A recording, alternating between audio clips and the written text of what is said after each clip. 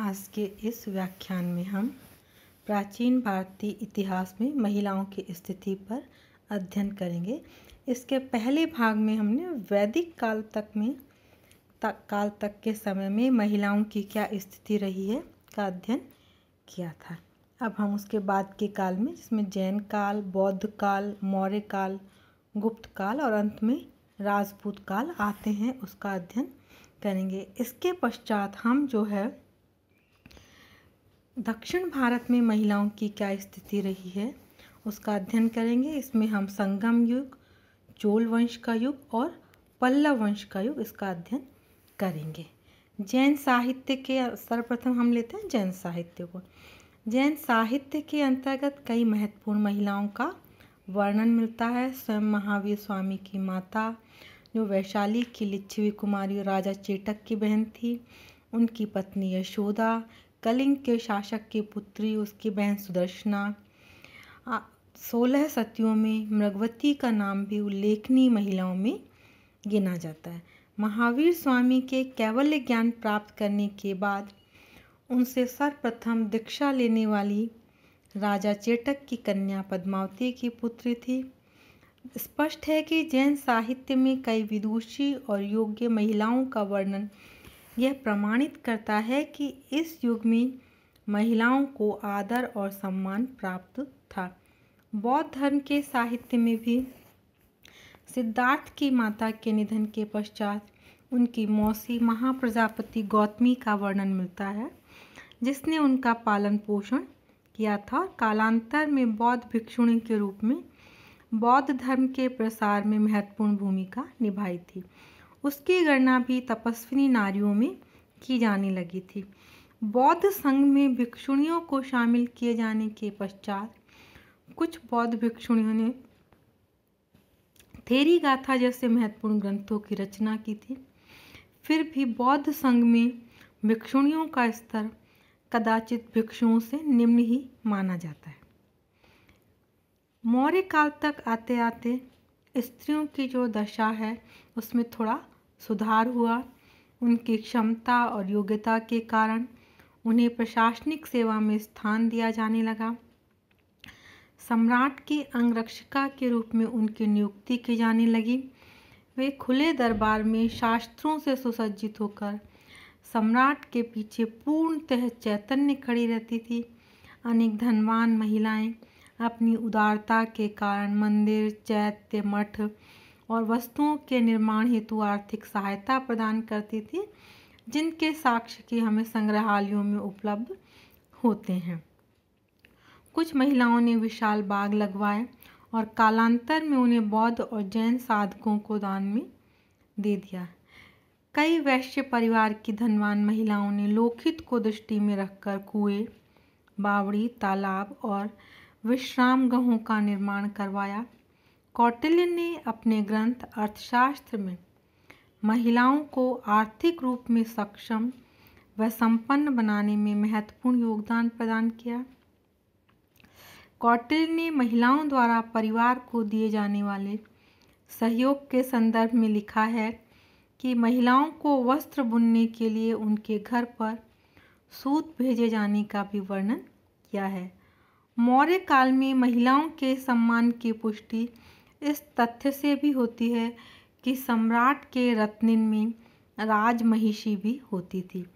सम्राट को सिंहासन पर आसीन होने से पूर्व स्वयं उसके पास जाकर अनुमति प्राप्त करनी होती थी। कतिपय महिलाएं लोगों के मनोरंजन के लिए जादू दिखाने, नाचने आदि का कार्य करती थी। अर्थशास्त्र में उन्हें इस कार्य को करने की अनुमति कौटिल्य ने दी थी। नाटकों में भाग लेकर महिलाएं लोगों का मनोरंजन भी प्रदान करती थी। गणिकाओं को अपना रजिस्ट्रेशन कराना पड़ता था और उन्हें शहर के बाहर निवास करना पड़ता था। इसके पश्चात हम देखते हैं गुप्त काल। गुप्त काल आर्थिक दृष्टि से भारत का बहुत समृद्ध युग था।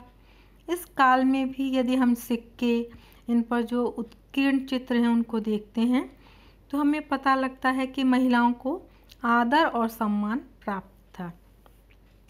राजधर्म के रूप में वैष्णव धर्म स्थापित था। लक्ष्मी को भगवान विष्णु की चरण सेविका माना जाता था, अतः मानव जीवन में भी पत्नी को पति की दासी ही माना गया। चंद्रगुप्त प्रथम के सिक्कों पर उसके साथ साथ उसकी पत्नी लिच्छवी रानी का चित्र भी उत्कीर्ण था। धनिक और सामंत वर्ग के लोग राजा का अनुकरण करते थे। गुप्त युग समृद्धिपूर्ण होने के कारण लोग खुशहाल थे। माता का परिवार में अत्यंत सम्मान होता था। सामंत प्रथा के उत्थान के कारण महिलाओं के प्रति लोगों का दृष्टिकोण परिवर्तित होने लगा था। इस युग में बहुविवाह प्रथा को प्रोत्साहन प्राप्त हुआ।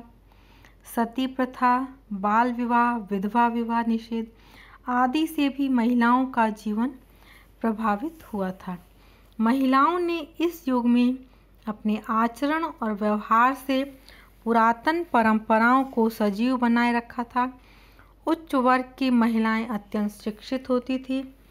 भारतवर्ष पर होने वाले शक और हूण आक्रमणों का महिलाओं की स्थिति पर विशेष प्रभाव पड़ा, क्योंकि विदेशी आक्रांता महिलाओं को भी लूट का माल और मनोविनोद का साधन मानते थे। यही कारण रहा कि तत्कालीन धर्मशास्त्रों में महिलाओं के लिए एक पक्षीय नैतिकता के सिद्धांत का उल्लेख किया गया है। राजपूत युग में महिलाओं की स्थिति में जो पतन था एकदम स्पष्ट दृष्टिगोचर होता है। महिलाएं जो हैं पूर्णतः परतंत्रता के बंधन में जकड़ दी गई थी और उन्हें केवल मनोविनोद की वस्तु मान लिया गया था। आधी आबादी के सहयोग और समर्थन के अभाव में मुस्लिम आक्रांताओं ने उन्हें बहुत आसानी से राजपूतों को पराजित कर दिया था। फलतः 1206 ईस्वी में भारत में मुस्लिम शासन का सूत्रपात हुआ। स्पष्टतः राजपूत प्रभुत्व काल का सबसे बड़ा दोष था स्त्रियों की हीन अवस्था। स्त्रियों से संबंधित अधिकांश दोष जो हम देखते हैं उस काल से ही आज तक चले आ रहे हैं। बाल विवाह, बहुविवाह, अनमेल विवाह, रखेल प्रथा, सती प्रथा, स्त्री शिक्षा का अभाव, कन्यावध की परंपरा, विधवाओं की दुर्दशा आदि सामाजिक बुराइयों ने स्त्रियों का जीवन बहुत दयनीय बना दिया था। समाज का जो अंग शक्ति का प्रतीक समझा जाता था वह अब भोग विलास की वस्तु बनकर रह गई। ऐसी स्थिति में राजपूत राजाओं का पतन होना भी स्वाभाविक था, क्योंकि शूरवीरों को प्रारंभिक शिक्षा देने वाली माताओं का नितान अभाव हो गया था। अब इसके पश्चात अब हम देखते हैं दक्षिण भारत में महिलाओं की क्या स्थिति रही है। इसमें हम देखते हैं, सबसे पहले लेते हैं संगम युग। संगम युग में जो है चेर, चोल एवं पांड्य शासकों का युग रहा था। डॉक्टर नीलकंठ शास्त्री इसका समय बताते हैं ईसा के 100 से लेकर 250 वर्ष पूर्व तक का समय संगम काल का रहा है। संगम काल में स्त्रियों की स्थिति कैसी थी, कोई अधिक जानकारी उपलब्ध नहीं होती है। कवियों की रचनाओं में हमें जो साक्ष्य मिलते हैं उनमें परस्पर विरोधाभास है। एक पक्ष के अनुसार प्रारंभिक काल में स्त्रियों की स्थिति सम्मानजनक थी और घर की आंतरिक व्यवस्था में वो काफ़ी स्वतंत्र थी। दूसरे पक्ष के अनुसार स्त्रियों को पुरुषों की तुलना में काफ़ी निम्न समझा जाता था। उन्हें न संपत्ति का अधिकार था, न उनके साथ सम्मानजनक व्यवहार किया जाता था। फिर भी उन्हें एकाकी जीवन जीने के लिए बाध्य नहीं किया जाता था। वे खुलेआम नदियों और तालाबों में स्नान करती थी, सामाजिक और धार्मिक समारोहों में पुरुषों के साथ नृत्य करती थी, खेतों में काम करती थी और व्यापार में भी पुरुषों को सहयोग देती थी। लड़कियों को शिक्षा दी जाती थी, विशेषकर संगीत एवं नृत्य की। कई महिलाएं काव्य सृजन भी करती थी। अवियार उस युग की एक विख्यात विदुषी महिला थी, एक श्रेष्ठ कवयित्री थी। नच्चेलिमर भी एक अच्छी कवयित्री थी। संगम काल में हमें गणिकाओं एवं नर्तकियों का भी उल्लेख मिलता है। उन्हें समाज में निम्न स्थान प्राप्त था। तमिल समाज में बाल विवाह का प्रचलन नहीं था। तमिल समाज से हमें संगम साहित्य से हमें तमिल समाज की एक और बुरी प्रथा का पता चलता है और वह प्रथा है सती प्रथा। यह लोकप्रिय थी। हालांकि इस प्रथा को न तो प्रोत्साहित किया जाता था और न ही किसी स्त्री को जोर जबरदस्ती सती होने के लिए विवश किया जाता था, परंतु जो स्त्री सती नहीं हो पाती थी उसे दयनीय जीवन व्यतीत करना पड़ता था। पति की मृत्यु के बाद बाल मुंडवा लेने पड़ते थे, आभूषणों का त्याग करना पड़ता था, भोजन बड़ा सादा करना होता था जिनमें हरी सब्जियां तक नहीं होती थी, सामान्यतः भूमि पर ही शयन करना पड़ता था। विधवाओं के दयनीय जीवन के कारण ही समाज में सती प्रथा का प्रचलन हो गया था। इस तरह से जो हम देखते हैं कि विधवाओं की स्थिति 19वीं और 20वीं शताब्दी में जो भारतीय महिलाओं की रही, बहुत कुछ संगम युग में हमें उसकी एक झलक देखने को मिलती है। अब हम देखते हैं चोलकालीन सभ्यता एवं संस्कृति। चोल इतिहास भी बहुत पुराना है। इसमें स्त्रियों के सामाजिक जीवन और क्रियाकलापों पर कोई प्रतिबंध नहीं था। सच्चरित्रता उनका भूषण माना जाता था। अभिलेखों में उच्च वर्ग की स्त्रियों को स्वाधिकार से संपत्ति का उपभोग करते पाते हैं। वे इच्छानुसार इसका हस्तांतरण भी कर सकती थी। राजवंशी महिलाएं राजाओं की नीतियों को प्रभावित करने की क्षमता भी रखती थी। यद्यपि राजाओं और सामंतों की एक से अधिक पत्नियां होती थी, किंतु आमतौर पर एक पत्नी का रिवाज था। अभिलेखों में सती की घटनाओं का भी उल्लेख मिलता है। चोल समाज में गणिकाओं का भी महत्व रहा है। संगीत और नृत्य दोनों में पटु होती थी और धार्मिक उत्सवों में सार्वजनिक मंचों पर आती थी।